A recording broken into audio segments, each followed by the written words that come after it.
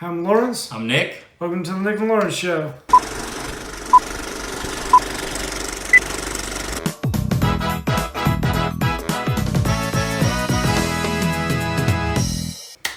All right. Happy Halloween. Is that what you wanted to say? Or Jinx. You can Jinx. buy me, Jinx and buy me so Jinkies. Yeah, Jinkies, Jinx. So I guess we're doing our Halloween episode. Halloween. Yes. Yeah. So happy Halloween. Happy Halloween. Or harvest, or fall festival, whatever you're celebrating. Dia de los Muertos.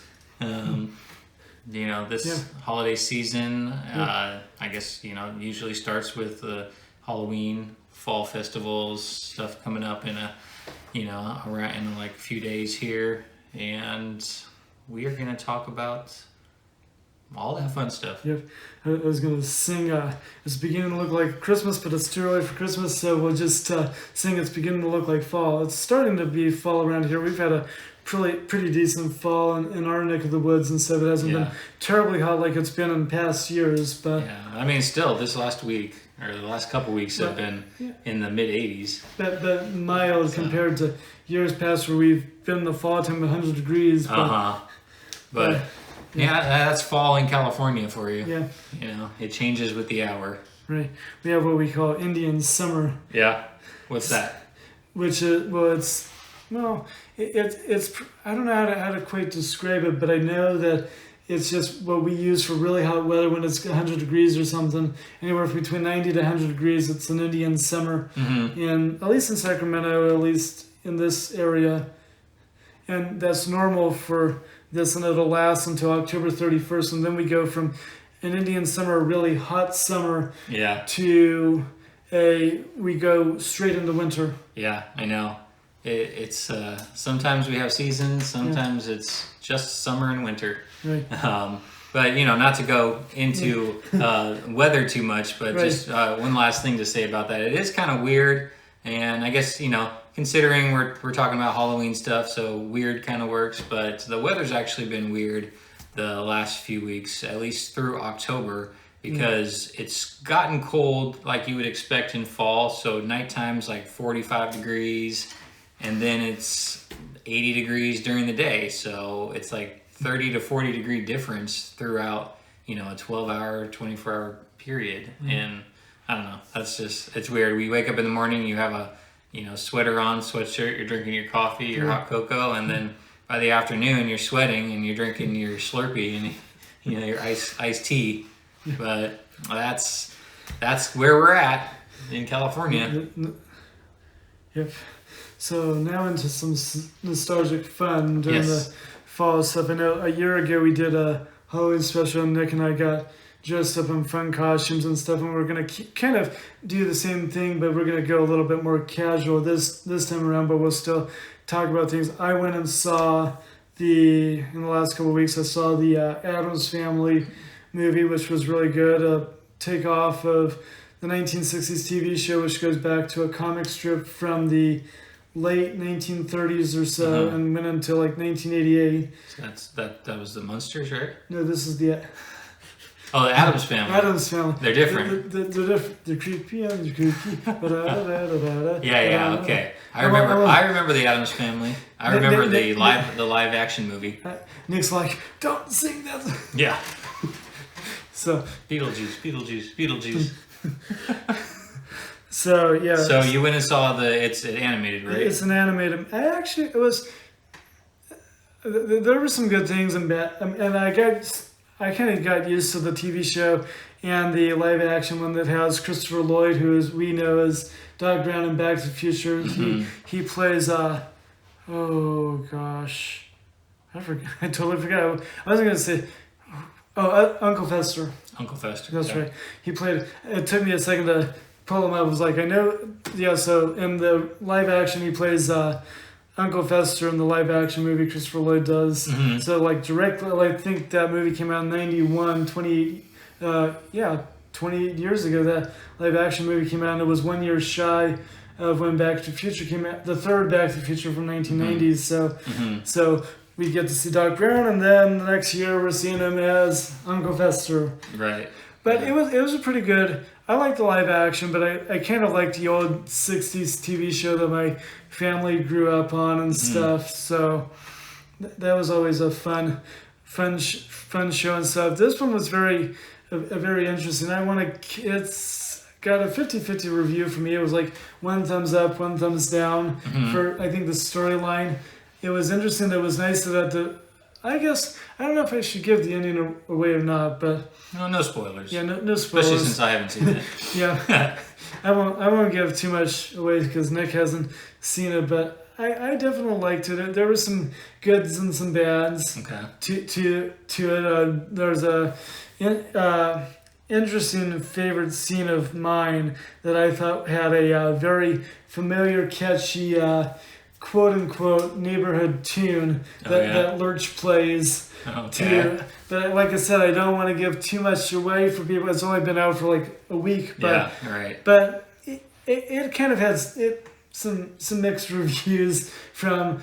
I'm like, okay, I know this is the Addams. The thing I couldn't figure out because I was so used to a very skinny Gomez Addams, like in the live action show and the TV show and the movies that were done in the 90s. I didn't like his cartoonish personality. I guess they were trying to go with the original comic strip of the day, because when I saw a picture from the 1930s, I was like, okay, I could see where this was going. But at first when I saw it, I'm like, no, that's not Gomez Addams. He's a skinny, toothpicked person. Got it. All the other characters, matched their descriptions and everything. But other than that, I think the storyline was fairly good and had a decent ending and stuff. And like I said, there was one thing that I thought was humorous, which Lurch playing this very familiar tune that I, knew since my childhood. But interesting. But I won't mention what that is because I'll have to keep an eye out for that when I watch it. Keep an eye out for it. But like I said, it's quote unquote neighborhood, and that's about all I'm gonna give because I don't want to give too much away of the story and the plot line. Okay, cool. Yeah. Well, I'll have to check that out. Yeah. Yeah. So do you recommend seeing it in theaters, or should people wait? I recommend the theater. I always like a good theater movie. And like to see it. I think it's great there. I think either way. Like a $5 movie night. You could go on $5 Tuesday, depending if you have a $5 Tuesday. I mean, I liked it. For me, it was a 50-50, but I still suggest seeing in the theaters. And if you're going alone or you got a date or something, enjoy it in the movie theater. That's the way I like to do it, even if the movie's bad. But see it in theaters. See it in theaters just for the fun of it, and then.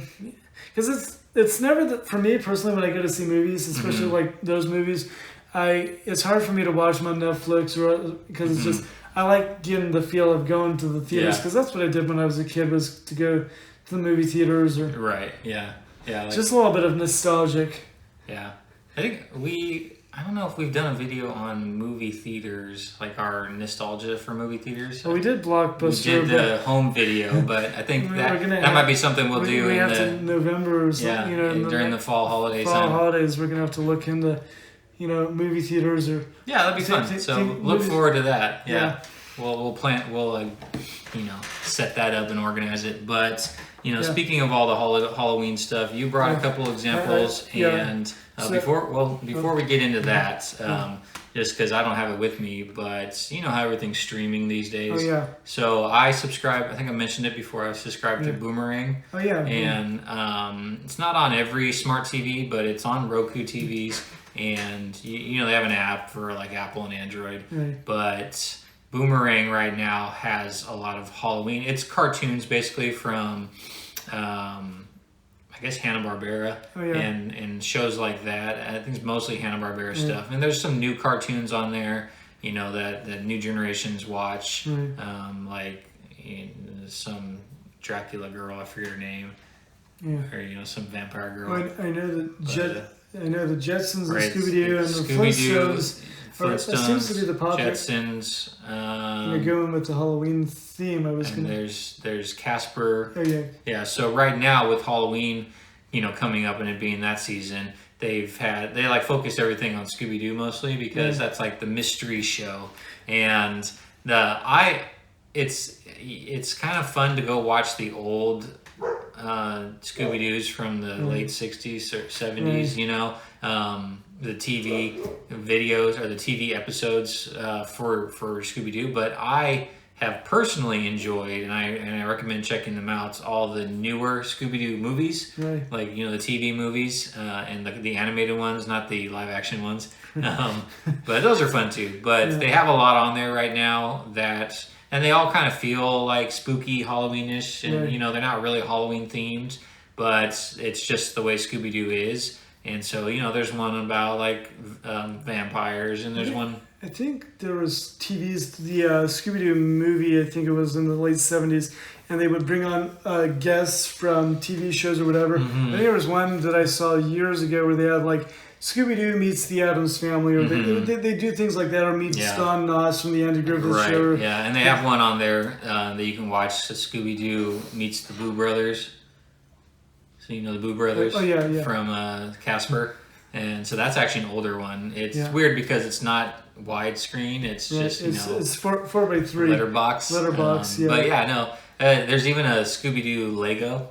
Right. That one's kind of weird because they're all made into Legos. But that's fun. If you like cartoons, you like getting in the holiday spirit for like Halloween, you know, something like Scooby-Doo, I enjoy, or, you know, some other of the classics like Hocus Pocus and Halloween Town and, you know, stuff like that. I know that the Flintstone, before I get into what I brought, is to say some of the favorites that I like that I couldn't bring because they're packaged in box sets.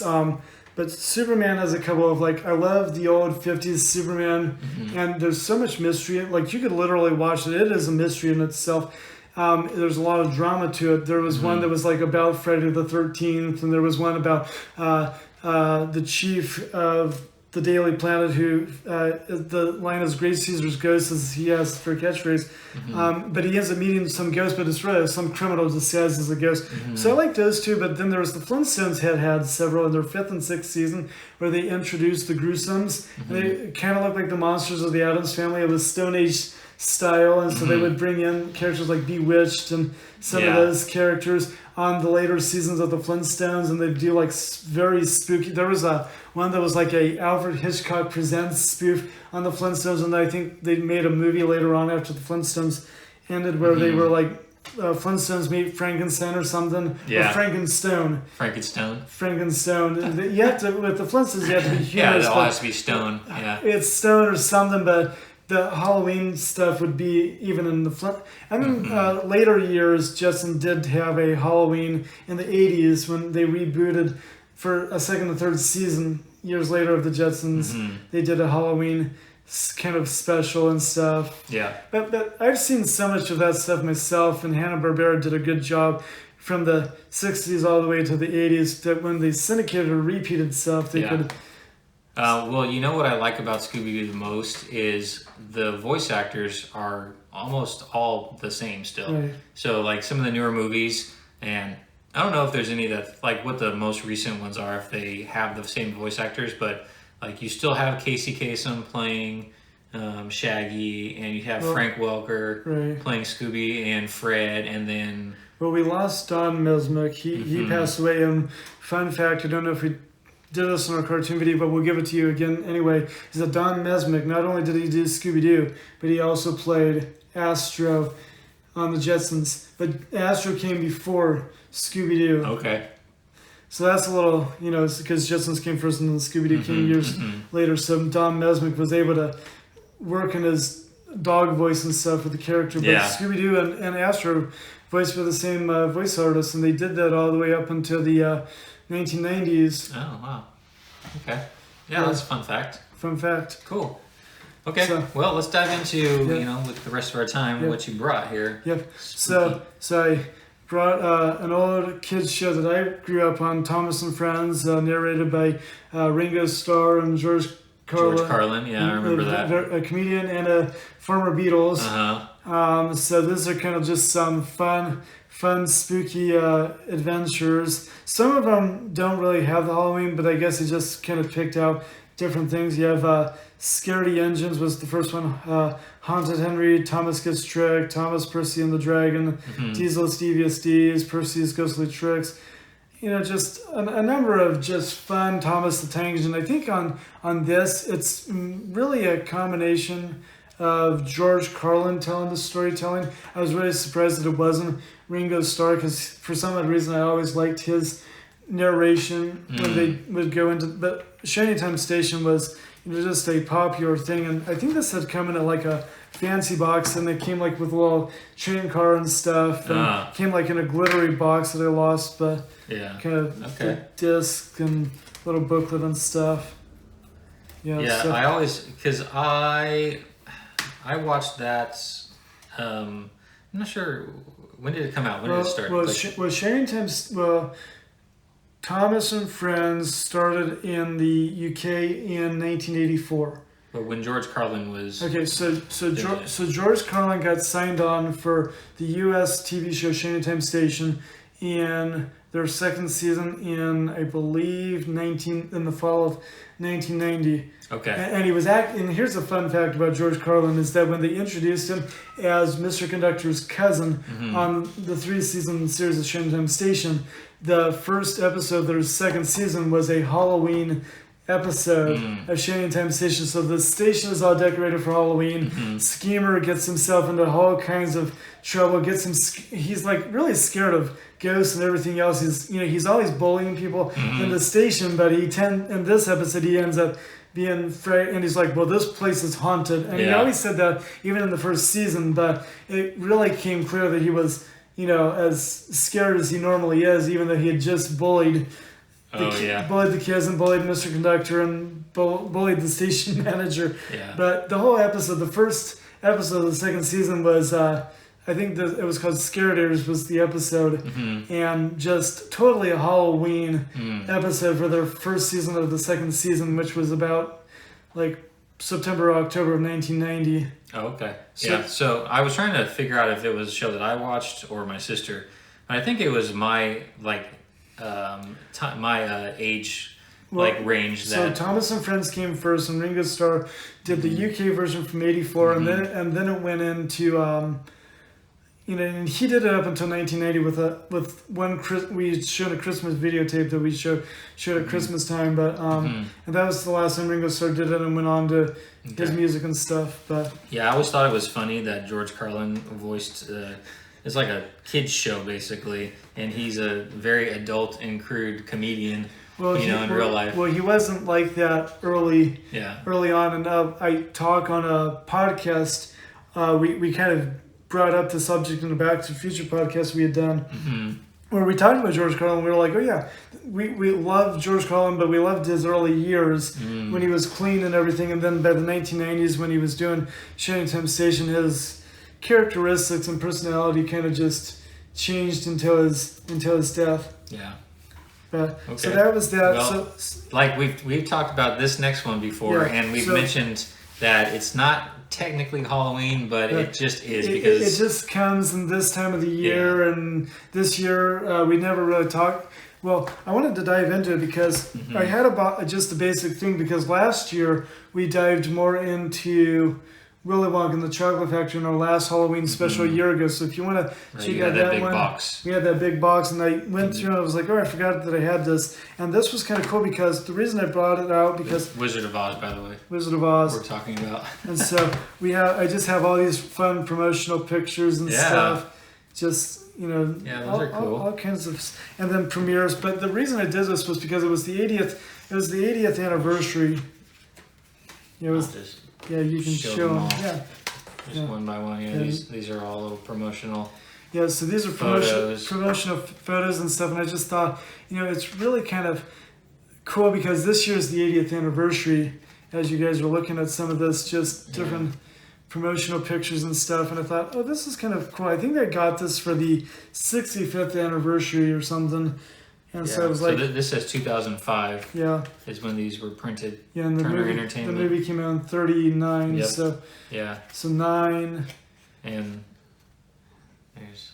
So 99, 2001, 2, 3, 4... About... Portraits. About 65...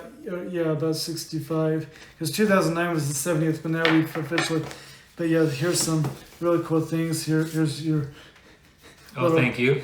Your this award. Is my ticket to go see it. Oh, nice. See it, and here's the program. I think this is from the Chinese. It doesn't say Chinese theater. Tuesday, theater. August 15th, 1939, 8:30 p.m. You guys want to go? Yeah, and here's the program. Yep. But Charlie Grapewind and this the looks Munchkins. Like, this kind of looks like this. It's pretty cool. I'm gonna pause that if you want to see it. Yeah, I think this is a program that you would have gotten if you had gone to the Chinese theater. Oh, wow. I mean, I know you see old videos and stuff, and they hand these out. That they, like if you see old like news coverage and stuff of the premieres back in those days, they would hand stuff out like this. This is cool. I mean, like I said, show it all. It's all like a book. And here's the movie poster. So if you'd gone to the theater, you would have seen the movie theater. Yep, a bunch of different posters. So I got a program for Nick, and I got a program for myself. Oh, thank you. Two programs. We got our tickets, and I think we might as well have to go. What's cool about this is this was 1939, so all of this was done by hand. Yeah. And typewriter maybe. Probably typewriter hand. Like handwritten, hand drawn. Some of the type font was drawn by hand and typewritten and. Some photographs. So it says here that what we've got here is the reproductions of the premiere program, Metro Goldwyn, Myra Studio News, photo place studies, campaign book, and then premiere invitation and tickets. Yeah, and then the other one is just reproductions of the original 1939 publicity. Photographs. Yeah, publicity art. Yeah, that's fun. So, I mean, I kind of wanted to do that. And of course, like I've always had a favorite of all the Mr. Rogers' Neighborhood episodes is when Margaret Hamilton came by and visited. I actually took a picture. But you said that was a scary episode, right? Scared kids? No, it was actually to help kids get out of their fears. But you said they never aired it. No, Sesame Street didn't air one. Oh. If you go to the Fred Rogers Production website, my recommendation is they've actually got...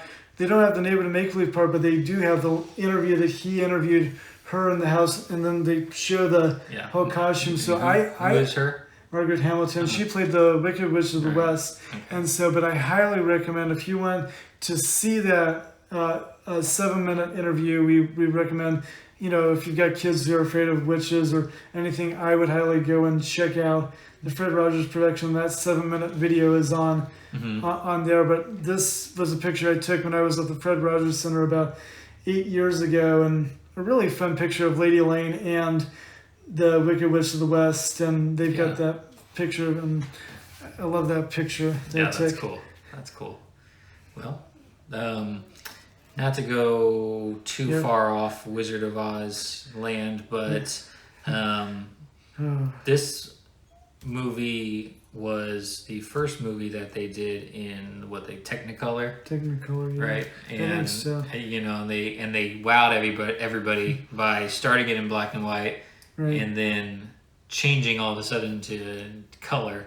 Yeah. And it there was was Gone with the Wind came out around the same time. About the same time, there was another Technicolor, and that's I found a fun fact in Gone with the Wind, and that is George Reeves, that we know as Superman from the 50s, has got his acting career in that movie. Except the only problem was they didn't give him a billing for the movie. So he didn't get paid for it. He didn't get paid for it, and his name isn't. But he's in the movie. He's in the movie. He's in the movie. Yeah, actually, another fun fact about Gone with the Wind, even though we're talking about Halloween stuff, is that if you're thinking about movies and top grossing movies over the history, you always think like, oh, Avatar, Avengers, Endgame, they're the highest, $3 billion almost, that kind of stuff. But comparable back, for what money was worth back then, and if you span that across time, Gone with the Wind still is, I guess, the #1 highest grossing movie of all time. If you kind of, if you adjust for inflation and take other things into consideration like ticket prices and I think it also aired. It was also in theaters for 7 years, or kept coming back to theaters. So there's some other things to consider, but for its time, it made a lot of money. And I'm not sure. I don't remember if Wizard of Oz was successful. It was. It was. It was a successful movie. And I just saw this movie back in January. I think the movie release date was August of 39, but the Cinemarks were actually this year celebrated the Wizard of Oz. So I went, of course, again to go and see the Wizard of Oz. It's kind of been a tradition of mine. When I do hear that it comes to the theater, I've got to go and see it. It did a couple of years ago when I first saw it in the theater for the first time. It did scare me of flying monkeys and the Wicked Witch of the West and her evil laugh and stuff. But no, it's amazing that this movie comes out between October and November, and it's been doing that for the last 50 or 60 plus years on television. So it follows like tradition. It's tradition. It's like it's kind of like the Great Pumpkin. Charlie Brown is another great Halloween. But there's movies, whether it's in the title or not, people say, well, okay, Halloween is always about witches or things like that. And so I think that dressing up.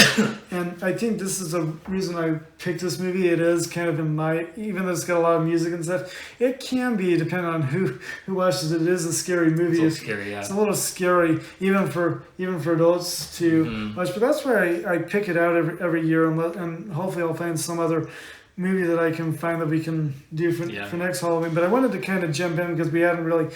Last year we took so much time on Willy Wonka, and that's another great movie to watch at Halloween with the candy and everything else. And well, I think we're about out of time, so we'll wrap it up. Time to get off and do some trick or treating get on our broomsticks and fly away. Yeah. But just one last thing that I want to bring up about Wizard of Oz is nobody ever really talks. It's kind of sad, but nobody ever really talks about the Wizard of Oz remake. Or the new Wizard of Oz that Disney put out. This was like 2015, I think, maybe, or 2014. I thought you were talking about Return to Oz, which came out in '83. No, not the one. That really bad. Yeah, or the Wiz. I think the Wiz. The Wiz with Michael Jackson. That like for that, it was more of an African American Black community kind of version of Wizard of Oz, and they really liked it, and I think it was good, well received. But no, I'm talking about, what was it? The Great and Powerful Oz. The prequel to. Yeah. That's right. It was a prequel. Now, see, we don't even remember and I think Disney. I don't know if Disney put it out because MGM owns the rights to Wizard of Oz, right? But they have some rights to it because they sell it. Well, there was a Muppet Wizard of Oz that Disney put out, and it says Muppet Wizard of Oz, and Disney owns the Muppets, and so I remember going, and I think you might have gone with me. We went and saw it as a group in theaters.